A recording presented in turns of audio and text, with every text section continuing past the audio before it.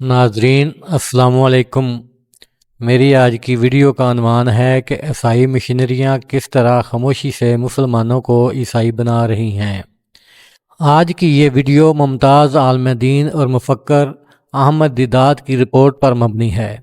Video शुरू करने से पहले मेरी आपसे गुजारिश है कि मेरे चैनल KU इस्लामी को सब्सक्राइब कीजिए और साथ बेल के बटन को दबाकर आल पर भी क्लिक कर दीजिए ताकि मेरी इस तरह की मालूमाती वीडियोस बर वक्त आप तक पहुंच सकें। नाजरीन, अहमद दीदात एक भारतीय नयाज जनूबी अफ्रीकी मुसलमान मुबल्लग, मुकर्रर और मनाजर थे। इन्होंने इस्लाम और ईसाइयत को मौजूद बहस बनाकर इस्लाम की हकानियत को साबित किया। ईसाई मुबल्लगीन से मनाजरे किए। अहमद दीदात के मशहूर तरीन मनाजरों में से एक मनाजरा अमरीकी पादरी जेमी सोगार्ट के साथ हुआ। इस मनाजरे ने दुनिया इस्लाम और जहान ईसाइयत में बड़ी शोहरत पाई।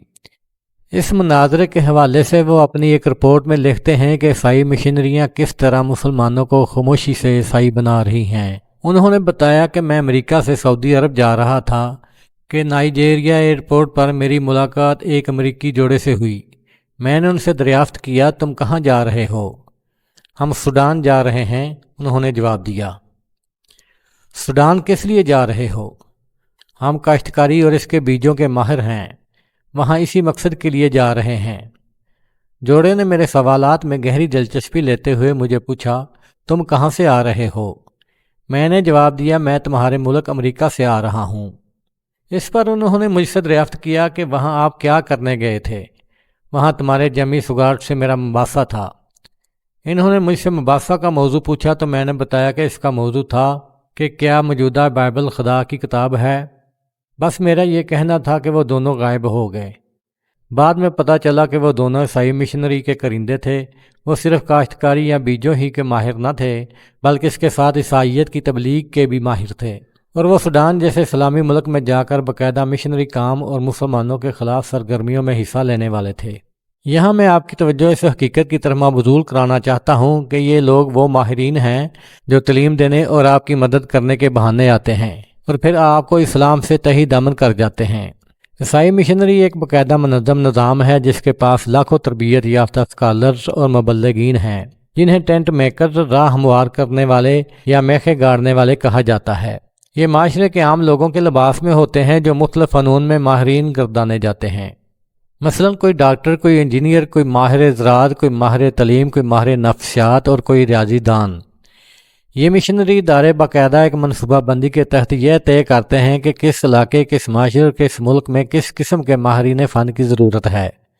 अगर किसी मुल्क में डॉक्टरों और इंजीनियरों की ज़रूरत है तो ये मिशनरी इदारे डॉक्टरों को वहाँ भेज देते हैं जो कि ईसाइयत की तबलीग के भी ऐसे ही माहिर होते हैं जैसे वह अपने पेशे में महारत रखते हैं। इस तरह से ये लोग मदद के बहाने आप पर एहसान का बोझ भी डाल देते हैं और फिर इसी मदद और एहसान के चक्कर में मजहब की तबलीग भी शुरू कर देते हैं। ईसाई मिशनरियों के ज़राए इबलाग का अहम हरबा लोगों में बोली जाने वाली मुख्तलिफ ज़बानें हैं। यहाँ तक कि एक ही ज़बान के मुख्तलिफ लहजों और छोटे छोटे अल्फाज के फ़र्क को पेश नज़र रख कर इन लहजों और बोलियों में बाइबल की इशाअत की जा रही है और ये अपनी किताबें बाइबल और अंजील को बिल्कुल मुफ्त तकसीम करते हैं। इस तरह अरब ममालिक के लिए इन्होंने 11 मुख्तलिफ अरबी ज़बानों में बाइबल शाया की है।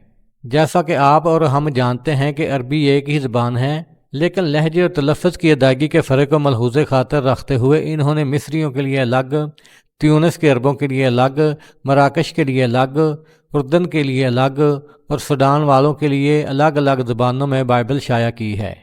यहाँ मैं बरसगीर से ताल्लुक़ रखने वाले ख़वातीन और हज़रात की दिलचस्पी के लिए एक इंकशाफ करना चाहता हूँ।